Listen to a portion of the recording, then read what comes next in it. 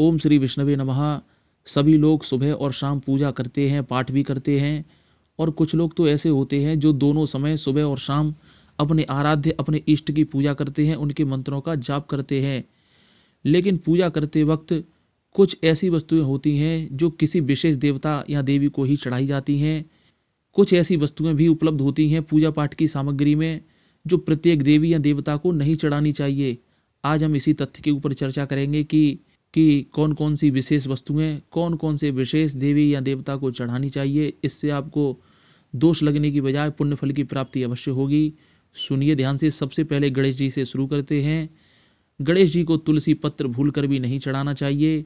भगवान गणेश को केवल दूर्वा घास ही चढ़ाई जाती है और आदिशक्ति माँ भवानी दुर्गा देवी को दूर्वा घास कभी नहीं चढ़ानी चाहिए भूल कर भी। इस बात का आपको ध्यान रखना है।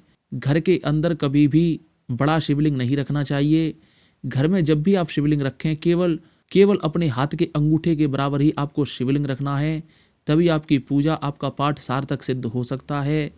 गणेश जी की 2 मूर्तियां आपके पूजा घर में कभी भी नहीं होनी चाहिए। इससे नकारात्मक विस्फोटक ऊर्जा उत्पन्न होती है जो आपके घर में क्लेश करा सकती है, आपकी मानसिक स्थिति खराब कर सकती है। इसलिए आपको इन सब तथ्यों का ध्यान रखना है। मूर्तियां थोड़ी सी भी यदि खुट जाएं तो वो खंडित मानी जाती हैं। कुछ मूर्तियां तो ऐसी होती हैं जिनको चूहे अपने दांतों से खोदकर चले जाते हैं। ऐसी मूर्तियों की पूजा भी आपको बिल्कुल भी नहीं करनी चाहिए। ऐसी मूर्तियों का विसर्जन बहुत ही सही माना जाता है। रविवार और एकादशी को तुलसी पत्र बिल्कुल भी नहीं तोड़ना चाहिए। इससे आपको दोष की उत्पत्ति होती है। अगर आप किसी भी प्रकार की पूजा पाठ में तुलसी प्रयोग करना चाहते हैं तो तोड़ने की आपको आवश्यकता है ही नहीं। भले ही वो उस दिन तोड़ी जाती हो फिर भी ना तोड़ें, क्योंकि तुलसी के पौधे के नीचे जो पत्ते टूटकर गिर जाते हैं उनको उठाकर धोकर आप किसी भी पूजा में प्रयोग कर सकते हैं। इस बात की शास्त्र अनुमति देता है। ये बिल्कुल भी दोष युक्त नहीं मानी जाती। जो भी जमीन पर पत्ते गिर जाते हैं उठाकर धोकर उनको आप पूजा में प्रयोग कर सकते हैं। ये पूर्णतः शास्त्र सम्मत है। ऐसा काम करने में आप बिल्कुल भी संकोच ना करें। तो ये समस्या ही खत्म हो जाती है कि कौन से दिन तुलसी पत्र तोड़ना है, कौन से दिन नहीं तोड़ना चाहिए। केवल जमीन पर पड़े हुए पत्ते उठाकर आप उनका प्रयोग कर सकते हैं। महादेव को रोली या सिंदूर भूल कर भी नहीं चढ़ाना चाहिए। भगवान महादेव को केवल चंदन का प्रयोग ही किया जाता है। दीपक से दीपक आपको बिल्कुल नहीं जलाना है, इससे दोष की उत्पत्ति होती है। उसके साथ ही दीपक से अगरबत्ती या धूप बत्ती भी बिल्कुल नहीं जलानी है आपको। मंदिर से जब भी आप लौटें दर्शन करने के बाद उस समय घंटी या घंटे नहीं बजानी चाहिए बिल्कुल भी। इससे आपको पाप लगता है। जब भी घंटे का प्रयोग किया जाता है मंदिर में जाते वक्त ही घंटे बजाना चाहिए।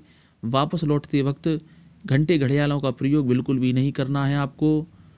सुहागन स्त्री को चंदन बिल्कुल भी नहीं लगाना चाहिए।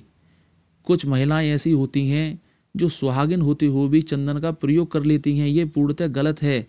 चंदन का प्रयोग केवल भगवान शंकर के लिए किया जाता है और माताओं बहनों के लिए केवल रोली या सिंदूर का प्रयोग ही आपको करना है।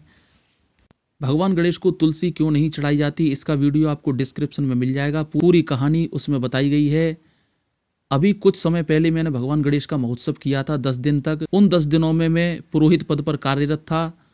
तो जब मैं भगवान गणेश का यजमान से पूजन कराता था, रोजाना एक यजमान अपने जोड़े के साथ बैठते थे, रोजाना नए यजमान।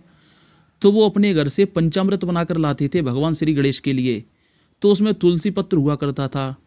मैंने उनको मना किया कि नहीं, तुलसी पत्र तो सब में चलता है, ये तो परम पवित्र बताया गया है। तब मैंने उनको पूरा विश्लेषण बताया और मैंने वीडियो डाल रखा है अपने यूट्यूब पर, मैंने वो दिखाया उनको और पुस्तक के माध्यम से मैंने उनको अवगत कराया कि देखिए ये लिखा हुआ है भगवान गणेश को तुलसी पत्र बिल्कुल भी नहीं चढ़ाया जाता। लेकिन फिर भी उसके बाद कई दिनों तक उन यजमानों के मन में, हृदय में एक अजीब सी चिंता घर कर गई कि भगवान गणेश को तुलसी पत्र चढ़ाएं कि ना चढ़ाएं। लेकिन अब वो भी इस बात को मान चुके हैं, भगवान गणेश को तुलसी पत्र बिल्कुल भी नहीं चढ़ाया जाता। वो तो अब केवल भगवान विष्णु के पूजन में या भगवान विष्णु के अन्य स्वरूप हैं जो अवतार लिए हैं उनमें ही तुलसी पत्र का प्रयोग किया जाता है। अब वो सभी लोग भी समझ चुके हैं। मुझे आशा है कि आप सब लोग भी ये समझेंगे और अपने पूजा पाठ को पूर्ण रूप से सार्थक करेंगे और अपने इष्ट का आशीर्वाद प्राप्त करेंगे। तो चैनल सब्सक्राइब कर लीजिए, वीडियो शेयर कर दीजिए। ऐसे वीडियो आप तक हमेशा पहुंचते रहेंगे। जय मां भगवती, जय मां कामाख्या।